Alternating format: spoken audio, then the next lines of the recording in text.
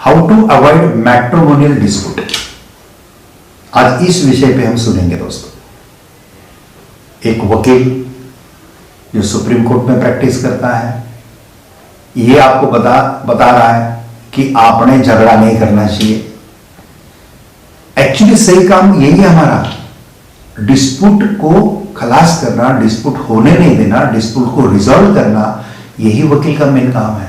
इसलिए हम हमारी जिम्मेदारी ही निभा रहे हैं यहाँ पे। मैट्रिमोनियल में शादी के बाद जो वाद होते हैं, वो वाद के कारण कुटुंब व्यवस्था कितनी उसका विध्वंस होता है वो हम देखते हैं। पहले ट्रायल कोर्ट में काम चलता है, फिर आगे हाई कोर्ट में आता है, हाई कोर्ट से फिर सुप्रीम कोर्ट में मैटर आते हैं, कुछ ट्रांसफर पिटीशन आते हैं। हस्बैंड का पगार 1 लाख है, वाइफ का पगार 80,000 है, दोनों के बहुत अच्छा चलता है। कभी कभी बच्चे भी हो जाते हैं, बाद में ईगो पॉइंट के कारण उनके झगड़े हो जाते हैं और फिर दोनों परेशान हो जाते हैं। ये सब हम देखते हैं दोस्तों। हम नेगेटिव बात नहीं करना चाहते आपसे, आपको इसके बारे में डराना भी नहीं चाहते हैं कि आपके बारे में जो अनमैरिड लोग हैं, वो अनमैरिड लोग ये वीडियो देख के ऐसा डिसीजन मत ले कि मैरिज ही नहीं करना है। ऐसा भी उद्देश्य हमारा नहीं है, आपको डराना ही उद्देश्य नहीं, खाली आपको सावधान करना है। जीवन बहुत सुंदर है दोस्तों, इसको और सुंदर बना सकते हैं। इसलिए मैट्रिमोनियल डिस्प्यूट हम अवॉइड कैसे कर सकते हैं। पहली बात है, शादी जो रहती है ना, शादी में कोई शादी होने के बाद कोई किसी का गुलाम नहीं है और कोई किसी का मालिक नहीं है। ये जो मेल डोमिनेटिंग नेचर जो है वो थोड़ा कम करना पड़ता है पुरुषों को। पहले थोड़ा था, पहले फीमेल डोमिनेशन था, औरतें पढ़ती नहीं थी। औरत बोले तो खाली चूल्हा संभालने का काम है, खाली बच्चों पैदा करने का, औरत बोले तो हथियार है। ऐसा एक समाज था, ऐसा एक है। अभी औरत शिक्षण अच्छी लेती है, कभी कभी जेंट्स से ज्यादा औरत अच्छी पढ़ती है, डिवोटेड रहती है। मेरा एक वीडियो है, ये लॉ के चैनल पे नहीं है, लेकिन मेरा एक्सपोर्ट इंपोर्ट का जो विदेश व्यापार का चैनल है उसके ऊपर वीडियो है, जरूर देखिए। Import export, scope in import export for woman, ऐसा। तो उसमें वुमन के कुछ कैरेक्टर है, वुमन में जो पावर भगवान ने ज्यादा दिया है उसके बारे में काफी उल्लेख किया। आज वो विषय हमारा यहाँ पे नहीं है, इसलिए हम खाली इतना ही बताते हैं कि दोनों बराबर के लोग हैं, दोनों बराबर के हैं, कोई किसी का मालिक नहीं, कोई किसी का गुलाम नहीं है। इसलिए औरत जब शादी करती है तो उस बराबर का दर्जा देना, एक दूसरे का अंडरस्टैंडिंग से चलना, ये बहुत जरूरी है दोस्तों। इसलिए अपना जो पार्टनर है, वो पार्टनर को क्या बोलने के बाद गुस्सा आता है, ये आपको समझ में जब आ जाता है तब उस ढंग से बात मत कीजिए ताकि उसको गुस्सा ना आए, और उसने भी आपके साथ बात करते समय आपको गुस्सा ना आए, ये टाइप से काम करना है। नोकझोंक है वो अलग चीज रहती है, थोड़ा सा हंसी मजाक कर लेते हैं, नोकझोंक करते हैं, रूठना मनाना, इसमें एक मजा अलग होता है। लेकिन वो जब मर्यादा लांघता है, मर्यादा क्रॉस करता है, तब संबंध तने जाते हैं। और संबंध कभी कभी तने जाते हैं और उसको अगर कॉम्प्रोमाइज नहीं कर लेते हैं तो फिर वो कभी कभी तने हुए संबंध टूटने की भी संभावना होती है दोस्तों। इसलिए मैट्रिमोनियल रिलेशन में एक चीज करना कि कभी भी कुछ भी अगर वाद हो जाता है, झगड़ा हो जाता है, तो वो 12 आवर्स में ही क्या करना, सॉल्व करना है। 12 आवर्स के आगे अगर वो जाएगा तो थोड़ा तनने की संभावना है उसको। तो फटाक से किसी पार्टनर ने जिसका गलती हुआ उसके ऊपर थोड़ा सोचना, और जिसकी गलती हुई उसने अगर सॉरी बोल दिया और वो मैटर वहां पे ही खत्म हो जाता है। और जब इसका ये है कि जब हम झगड़ा होता है ना वो वाइफ के साथ, तब दिमाग में आता है कि भाई इसने ऐसा क्यों बोला, वैसा क्यों बोला, वो कैसा बोला, निगेटिव बातें ज्यादा दिमाग में आती है और हमारा ऑलरेडी मूड खराब रहता है तो और भी वो खराब हो जाता है। लेकिन इससे ज्यादा इंपॉर्टेंट है उस समय आप ये याद कीजिए इसने अच्छा क्या क्या किया है, उसने अच्छा क्या क्या किया है। फिर आपके समझ में आ गया कि अगर 100 बातें होती है तो 90 बातें वो अच्छी ही करती हैं, खाली 10 बातों में कुछ गड़बड़ होता है। लेकिन वो 10 बातें जब ज्यादा फोकस हो जाती है तो वो 90 अच्छी बातों को भी क्या करती है, खराब करती है। इसलिए मैट्रिमोनियल रिलेशन में ये बहुत इंपॉर्टेंट चीज है ये। और दूसरी बात है कि हस्बैंड वाइफ दोनों जो है, ये दोनों ने एक बैलेंस रखना है प्रॉपरली इसका।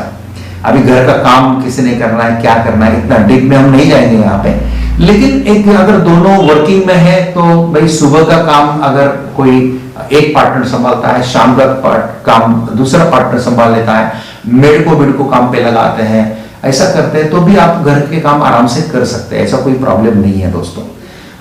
पुरुष लोगों को मैं इतना बताना चाहता हूं कि पुरुष को जितने टक्कल जैसे बाल कम हो जाते हैं ऐसे ज्यादा हो जाते हैं पुरुष के, लेकिन स्त्रियों को ये टक्कल ज्यादा नहीं पड़ता है। इसका एक रीजन मुझे समझ में आ गया, काफी साल के बाद समझ में आ गया। अगर ये पहले समझ में आ जाता तो शायद मेरे बाल भी बच जाते हैं। लेकिन जब मैं सुप्रीम कोर्ट के प्रैक्टिस के लिए दिल्ली में आया at the age of my 51 मैं सुप्रीम कोर्ट में प्रैक्टिस के लिए आया, और फिर यहाँ आने के बाद फिर खुद के हाथ से खाना बनाना वगैरह वगैरह मैंने सीखा। और तब पता चला कि जब हम खाना बनाते हैं तो जो हमारा कोर्ट का स्ट्रेस है वो स्ट्रेस हल्का हो जाता है, और हम वो खाना पकाने के चक्कर में फिर स्ट्रेस भूल जाते हैं और स्ट्रेसलेस हो जाते हैं। और औरतें ये काम ऑलरेडी पहले से करती हैं, बच्चों को काम करना है और ये करना है, इसलिए उसको स्ट्रेस वो मैनेज कर लेते हैं, इसलिए उसके बाल झड़ने का प्रमाण कम हो जाता है। अगर हम पहले से अगर घर में थोड़ा बहुत हेल्प कर लेते हैं तो शायद जो बाल झड़ने का प्रमाण है एक कम हो जाएंगे।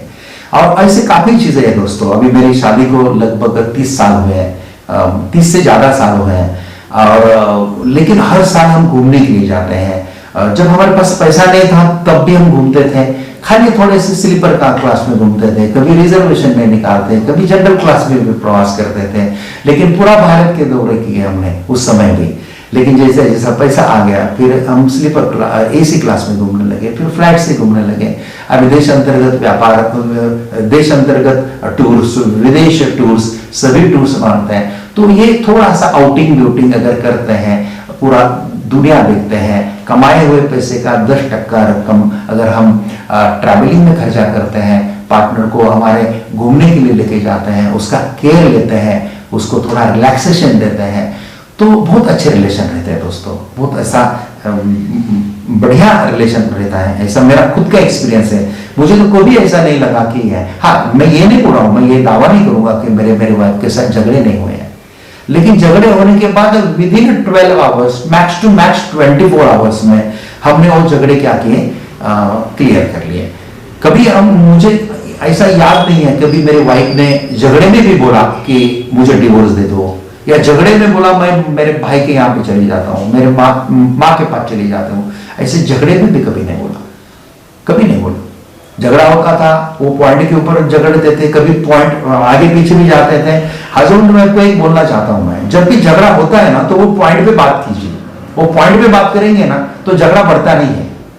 काफी झगड़े जो बढ़ते हैं ना वो क्या करते हैं, वो पॉइंट छोड़ देते हैं और कोई पिछला पॉइंट पकड़ लेते हैं, और फिर पीछे ऐसा हुआ था, फिर मेरे मायके वाले आए थे तब आपने ऐसा नहीं किया था, फिर वो एक पेटारे से एक पॉइंट निकालेगी और फिर वो बातें करते हैं। और थोड़ी सी बोलने में हस्बैंड से ज्यादा पावरफुल वाइफ रहती है, और फिर हस्बैंड का जब पॉइंट नहीं चलता है कोई तो फिर हस्बैंड को गुस्सा आता है, और गुस्से का रूपांतर कभी कभी फिजिकल असल्ट में भी होता है दोस्तों। तो फिजिकल असल्ट तो कभी नहीं करना चाहिए दोस्तों। तो हमारे पार्टनर जो है हमारे हृदय का है, हमारे अर्धांगिनी हो, हमारे धर्मशास्त्र में उसको समान दर्जा दिया हुआ है।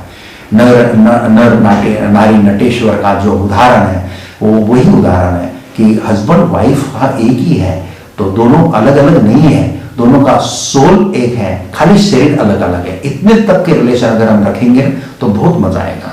हफ्ते में एक बार आप थोड़ा सा मूवी देखने के लिए जाइए, आपको ड्रामा अच्छा लगता है तो ड्रामा देखने के लिए जाइए, घूमने के लिए जाइए। बाहर से आते हैं, कभी कभी हम देखते हैं ना कि हस्बैंड लोग थक के आते हैं और आने के बाद कभी कभी औरत काम करती है, ऐसा नहीं है नौकरी नहीं करती, उसको जरूरत नहीं नौकरी करने की, बराबर है, वो कोई बिजनेस भी कर सकती है, घर से घर का मैनेजमेंट भी देखती है। घर का मैनेजमेंट देखना ये भी बहुत बड़ा काम होता है। तो वो भी थकी रहती है दिन भर, वो भी रसोई बनाती है, सब बनाती, थकी रहती है। लेकिन हस्बैंड लोग जब बाहर से आते हैं ना थके रहते हैं, चेहरे के ऊपर ऐसा कर्फ्यू रहता है पूरा, और फिर आने के बाद कॉफी आना चाहिए, ये आना चाहिए सब जगह पे, और फिर टीवी के चैनल बदलते बैठते हैं, और खाली एक्सपेक्टेशन बस औरत ने हमारी सेवा करनी चाहिए, एक्सपेक्टेशन के कारण फिर तनाव आता है दोस्तों। इसके बजाय जब आप बाहर से थक के आते हैं और थोड़ा सा दरवाजा जब औरत खोलती है तब खाली थोड़ा सा स्माइल करते हैं, थोड़ा सा चेहरे पर खुशी लाते हैं और उसको पूछते हैं कि आपका दिन कैसा गया, कैसे आज क्या क्या पढ़ा आपने, कोई स्टोरी बुक पढ़ा क्या, कोई सीरियल अच्छा देखा क्या, उसके साथ बात करो। और थोड़ा सा हंस के अगर बात करेंगे बच्चों के साथ, बेटी के साथ, तो घर में वातावरण अच्छा होता है दोस्तों, फिर तनाव नहीं बढ़ता है। मैट्रिमोनियल लाइफ बहुत सुख से हम जी सकते हैं। और कभी कभी झगड़े हो जाते हैं ना, तो झगड़े को आप इतना मत लेके जाओ ताकि आपको कोर्ट में जाना पड़े, इधर जाना पड़े। खाली कुछ कुछ ऐसे ये है, जैसा एक एक्स्ट्रा मैरिटल अफेयर्स है, ऐसे कुछ है जो एक it is beyond the tolerance level जिसको हम बोलते हैं। ऐसे केस में डिवोर्स होता है तो हम मान सकते हैं दोस्तों। लेकिन हम देखते हैं कभी कभी हस्बैंड वाइफ में बहुत प्यार होता है, खाली वो प्यार उनके समझ में नहीं आता है, निगेटिव फॉर्म ऑफ लव रहता है। जब अपना ही आदमी जब धोखा देता है ना, तो जबरदस्त क्या होता है, उसका गुस्सा आता है और वो गुस्से में वो बढ़ता है और फिर वो निकल जाती है मायके वगैरह। और फिर किसने आगे आना, ये बोलता मैं क्यों लेने के लिए जाऊं उसको, और वो बोलती वो लेने के लिए आएगा तभी मैं उसके साथ जाऊंगी। और कभी कभी घर वाले भी उसको कभी कभी ज्यादा सपोर्ट कर देते हैं और फिर वो अपने आप ही रिलेशन ब्रेक हो जाते हैं। हमारे पास सुप्रीम कोर्ट में तो ट्रायल नहीं चलता है, लेकिन सुप्रीम कोर्ट में हमारे ट्रांसपोर्ट के मैटर्स आते रहते हैं। तो एक राज्य से दूसरे राज्य में ट्रांसफर करने के मैटर आते हैं, तो हम देखते हैं और देखते हैं उसके जो एलिगेशन देखते हैं, सही में समझ में आ जाता है। मैं आपको गारंटी के साथ बोलता हूं, अगर 10 ट्रांसफर के मैटर मेरे पास समझ महीने में आते हैं, तो उसमें के 8 मैटर्स मुझे लगता है कि इनका लव है, लेकिन इनके समझ में नहीं आ रहा है, दोनों के समझ में नहीं आ रहा है, हमारे एक दूसरे के साथ बहुत प्यार है। खाली नेगेटिव फॉर्म ऑफ लव इतना हो जाता है और इतना ईगो पॉइंट आप खींच लेते हैं और उसके कारण। लेकिन यहाँ पे हमारा सुप्रीम कोर्ट जजेस का एक बहुत अच्छा काम है, वो वहां पे एक लास्ट बार चांस देते हैं। वो ट्रांसफर के समय बोलते हैं एक बार आप थोड़ा सा म्यूचुअल अंडरस्टैंडिंग में इसको मेडिएशन का प्रोविजन है हमारे सुप्रीम कोर्ट में, सब है। तो मेडिटेशन करके आपका प्रॉब्लम सॉल्व हो जाएगा, तो बहुत अच्छा है। और सुप्रीम कोर्ट जज के पास एक स्पेशल पावर है, उनके एक ऑर्डर से नीचे के सभी कोर्ट के सभी केसेस एक ऑर्डर में क्या हो सकते हैं, क्रैश हो सकते हैं। ये अधिकार उनके पास है और वो बोलते हैं कि आज मेरे पास अधिकार है। अगर आप बोलते हैं, अगर आप कॉम्प्रोमाइज करते हैं, आपका रिस्टोरेशन ऑफ मैरिज हो जाता है, तो हम एक ऑर्डर में आपके चलने वाले सभी केस खलास कर देते हैं। और कुछ लोग अगर मान लेते हो तो वहां से वो क्लियर हो जाते हैं, आनंदी होके जाते हैं। कुछ लोगों का ईगो ज्यादा ही ज्यादा होता है तो नहीं मानते, तो फिर उनका डिवोर्स जो है आगे ट्रायल कोर्ट में जो भी होना है होता है ट्रांसफर के बाद। मुझे इतना ही बोलता है दोस्तों कि बाई चांस अगर डिवोर्स हो जाता है, चलो मान लो डिवोर्स लिया, तो फिर दूसरी शादी करना है, दूसरा पार्टनर लेते हैं, उसके साथ तो फिर वापस कॉम्प्रोमाइज करना ही है। कॉम्प्रोमाइज का ही है जिंदगी का नाम है, फिर कॉम्प्रोमाइज करना ही जीवन में। तो पहला ही मैरिज में कॉम्प्रोमाइज क्यों नहीं करते हैं, ये मुझे बोलना है। पहला ही मैरिज ना टूटने दो ना, पहला मैरिज टूटेगा ही नहीं है। और खाली ये झगड़े के कारण, खाली छोटे छोटे के कारण, खाली इनकम लेवल के कारण, मैंने ऐसे भी लोग देखे हैं, ऐसे भी कपल्स देखे हैं कि वाइफ का इनकम 1.5 लाख के आगे है और हस्बैंड के 50,000 है, लेकिन तो भी उनमें झगड़े नहीं होते हैं, बहुत सुखी जीवन है। क्योंकि वाइफ ईगो नहीं करती कि मेरा 1.5 लाख का पेमेंट है, मैं आपसे ज्यादा कमाती हूं, ऐसा ईगो नहीं है उसमें। और हस्बैंड में भी एक इंफीरियर कॉम्प्लेक्स नहीं है, क्योंकि जब वो बाहर से आते हैं ना, तब दरवाजे के ऊपर जब चप्पल निकालते हैं, बूट निकालते हैं, वहीं उनकी पोजीशन निकाल के रखते हैं। भाई मैं इंजीनियर हूं तो मुझे 1.5 लाख पगार है, वो निकाल के रख देती है। ये भी इसके पोजीशन निकाल के रख देते हैं। पोजीशन जब दरवाजे के चौकट पे बूट निकालते हैं तभी निकाल देते हैं, और अंदर आते समय खाली आप एक दूसरे के राजा रानी हैं, आपके बच्चों के मम्मी पापा हैं, और आपके माता पिता के आप खाली बेटे बहू हैं। इतना ही रिलेशन जब घर में रहता है ना दोस्तों, तो झगड़े होने का कोई कारण नहीं है।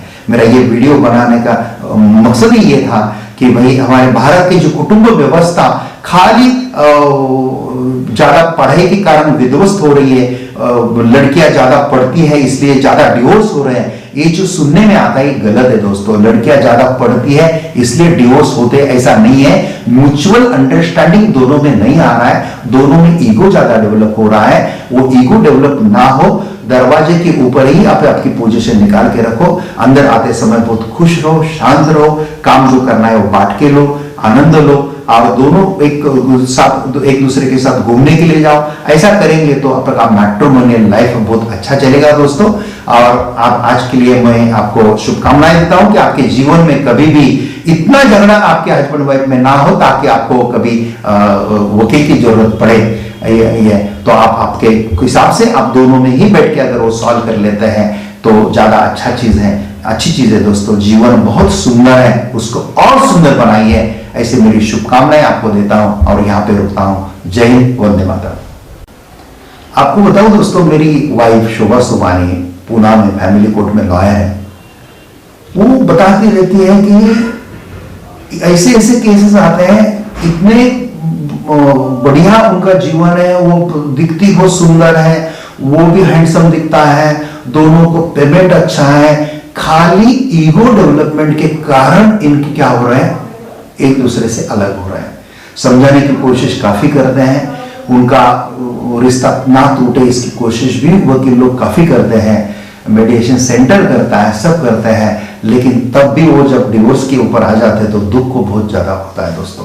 तो इसलिए मैं बोलना चाहता हूं कि आप किसी भी फैमिली कोर्ट में अगर देखेंगे तो जितने भी मैटर आते हैं उसमें के 80% मैटर तो भी खाली ईगो डेवलप होने के कारण ही मैट्रिमोनियल रिलेशंस में दरार आती है।